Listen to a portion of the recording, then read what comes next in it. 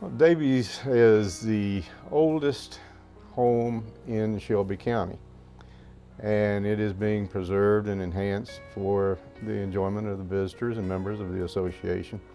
So they can see 1850s, mid-19th century farm life.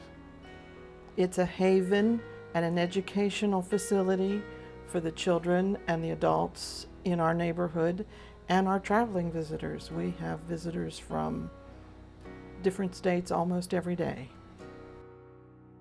Davies Manor was built in the early 1800s and purchased shortly after the original building was built by the Davies family. They have owned and occupied it ever since. The last surviving Davies was Ellen Davies Rogers, who died in 1994, I believe. And before her death, she set up the Davies Manor Association to preserve the property.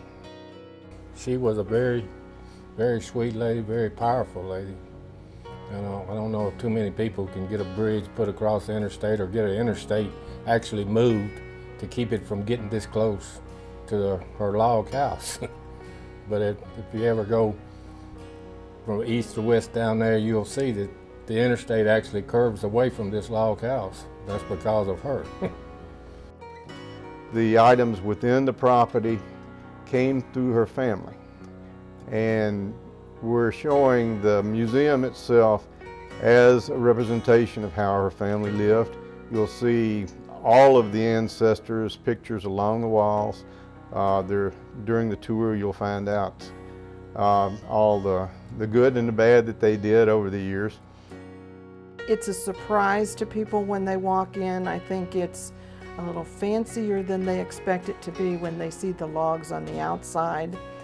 And I'm very proud that we've been able to maintain the collection that Ellen left to us, and to be able to arrange it in a pleasing manner, and keep things preserved. We've got a resource right here that is different than you're going to find anywhere else in Shelby County. And to preserve it and make it where people can walk through and experience what it was like is a lot different than reading it in a book. And it's just a perfect place for school children to come and be amazed that people actually live like this. And I love when we take them upstairs and they pull back that curtain and there's your night jar. They're, what? Yeah, that's where you went to the bathroom at night. No, you didn't. Oh, I love that part of it there. Well, it's important, particularly for our children and in the educational aspect, because it enables them to actually visualize what they're reading, what they're studying in school, that they can't really comprehend because life was so different then. It's just something that I wish there was a way we could get every Memphis and Shelby County school student, make it a part of their curriculum. We have a lot of wildlife. People will spot deer up here all the time, and that is something that really a lot of them love to see. The deer, I love the deer. And then me and them have a love-hate relationship when it comes to my garden.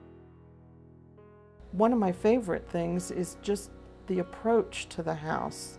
When I walk down the long brick sidewalk, it almost takes me back. It's so quiet and so peaceful. And the traffic noise fades away and you hear the birds, and it's like a little haven, I think.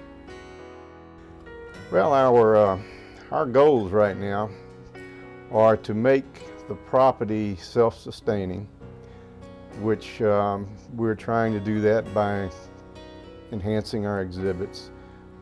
We'd like to see that people use the facility, use the grounds. We don't want it to be a stagnant museum. We want to see it as something that people can come up and actually use and enjoy and come back.